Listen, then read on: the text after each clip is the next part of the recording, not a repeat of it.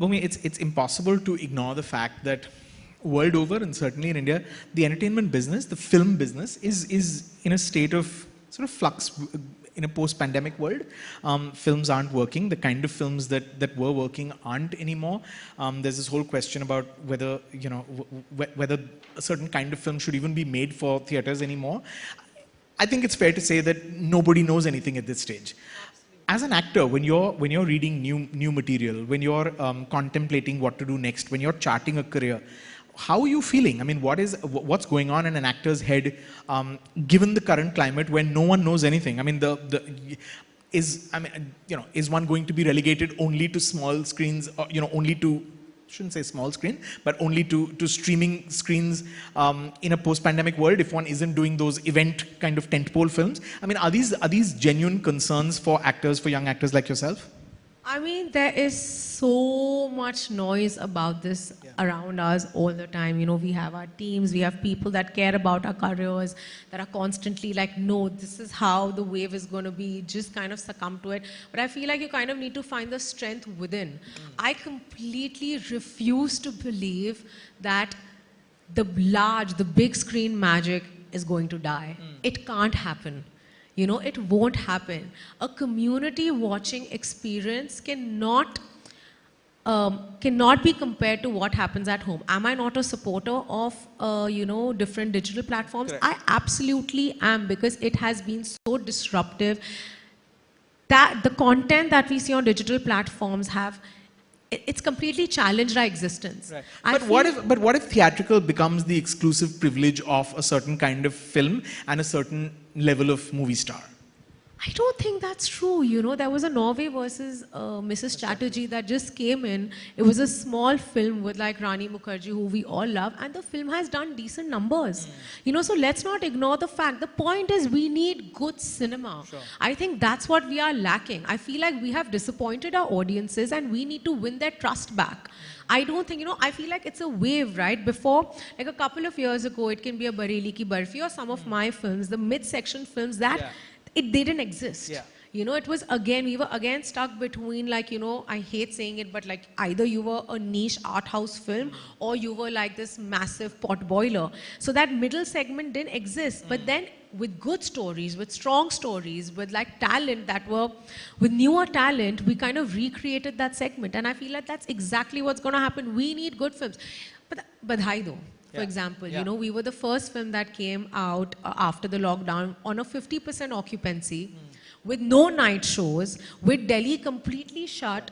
We did somewhere in the mid-20s.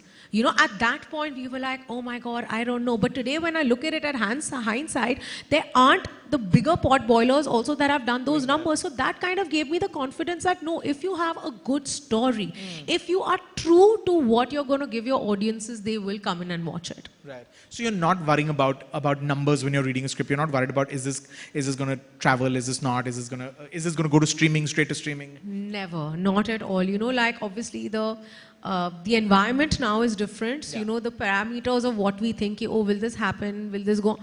But even back then, right, when my choices were different, I only went by the content and the material that excited me. And I feel the only way I will survive as an actor and I'll thrive as an actor is if I'm true to what I enjoy doing. Sure. Well, you've also sort of walked the talk when it comes to what you do off screen, and you describe yourself as a climate warrior. That's something that you feel very strongly about and you put your strength behind. Can you talk about why that was important and sort of why climate became the cause that you needed to put your strength behind? I mean, was there a particular was there something that triggered that? Was that something that there's been a lifelong sort of concern over? Absolutely. So, when I was a young adult, I had a lot of climate anxiety, because I always had these questions, okay, what happens when all our natural resources are depleted? How will I survive? I love my family so much. Will I be able to protect them? And as an adult, I realized that, okay, I have these questions, but I'm not doing enough about it. I would be in like rooms full of powerful people. This is like a couple of years ago. And every time I spoke about it, people would like shun me away or shush me and be like, oh, this is not a real problem. But with everything that we are going through, I think it's very clear that climate change is real, and that's why we started Climate Warrior. an advocacy platform about climate change, and we've done some immense work, and I feel like this is not my battle alone. You know, this is a battle that all of us need to join hands in, because I truly believe that climate change is the largest looming threat that humanity will ever face. And do you feel like you've been able to reach out to, I mean, and first port of call is always one's own, you know, colleagues and stuff. But do you feel like your colleagues get it? Do you feel like this is something that I mean, I don't think one can put the entire responsibility on your shoulders, but do you feel like enough people in your business care about the environment?